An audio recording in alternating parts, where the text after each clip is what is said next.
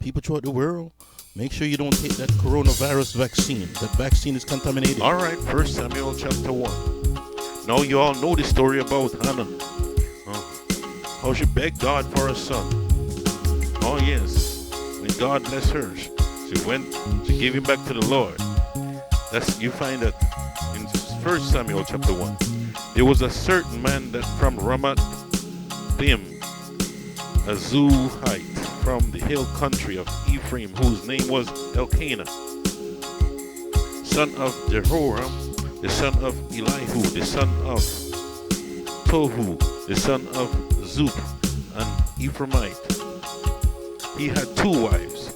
One was called Hannah, and the other Peninnah. Peninnah had children, but Hannah had none. Year after year. What's the name? This is the song. This song is about year. Thank God for another year. Come on. Year after year, this man went up from his town to worship and sacrifice to the Lord Almighty at Shiloh, where Hophni and Phinehas, the two wicked sons of Eli, the high priest, were priests of the Lord.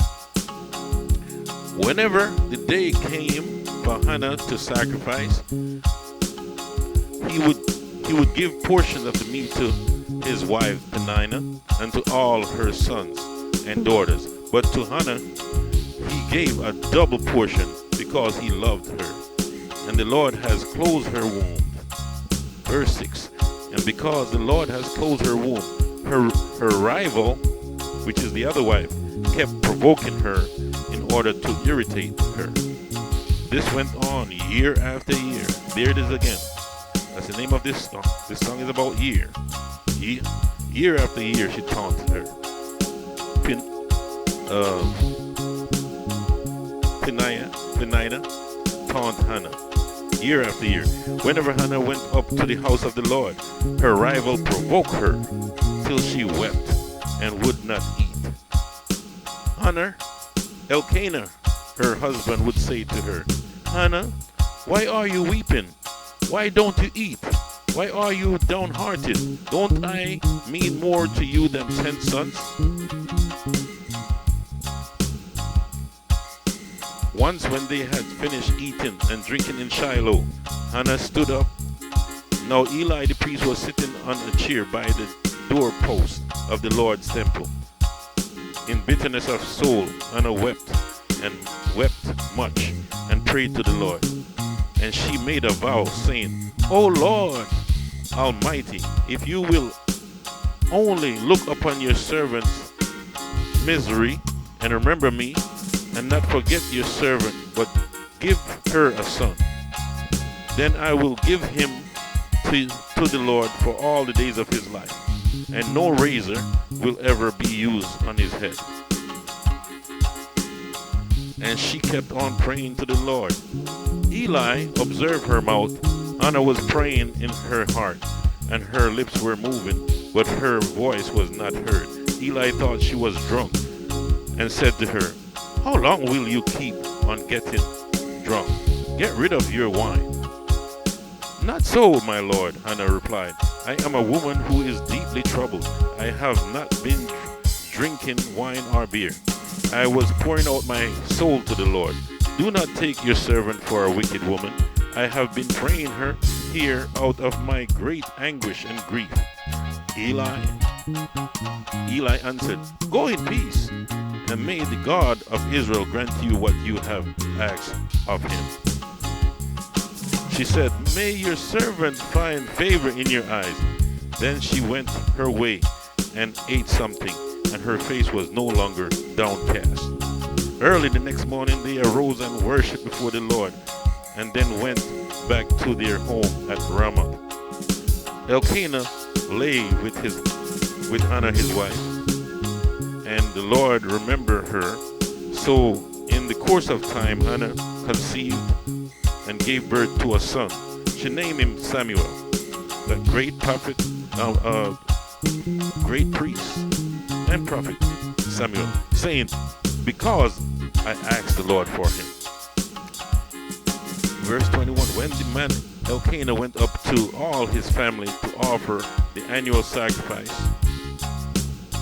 When the man Elkanah went up with all his family to offer the annual sacrifice to the Lord and to fulfill his vow, Hannah did not go. She said to her husband, after the boys win, I will take him and present him before the Lord, and he will live there always. Chapter 2, verse 1 and 2. Then Hannah prayed and said, my heart rejoiced in the Lord. The Lord blessed her with a son.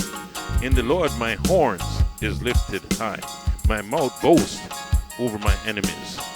For I delight in your deliverance. There is no one holy like the Lord. There is no one beside you. There is no rock like our God. Verse 11 and last. Then Elkanah went home to Ramah, but the boy ministered before the Lord under Eli the priest. You see that? Oh, yes. Thank God we live to see another year.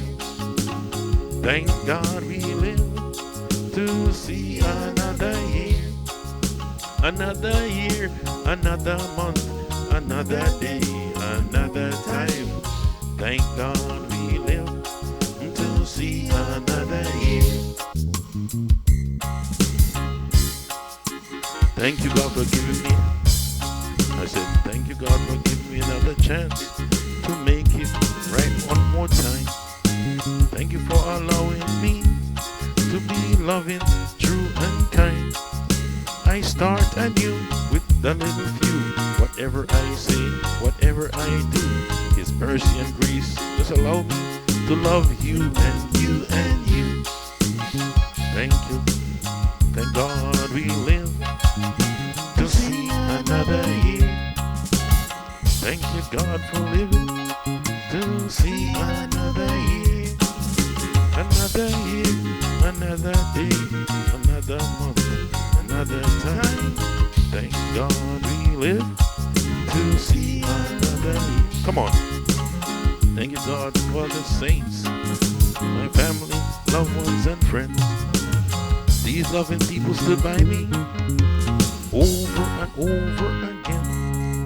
This is my time to say thank you to you and you and you and you. Please forgive me sometime for behaving like a wild animal in the zoo. Thank God we live to see another year. Thank God we live to see another year. Another year, another month, another day, another time. Thank God we live to see another year. Come on, how about this? This is an opportune time for me to stop and give God thanks for keeping me alive, provide for me and give me His guidance.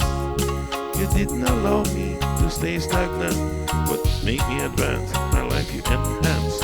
While you're keeping me balanced, I feel like praising you right now at once. Lord, I praise you, I adore you, I bless you, I worship you, I magnify and glorify you. Before you, I said I magnify and worship you, I bow down before you. Thank God we live to see another year. Give God thanks, people,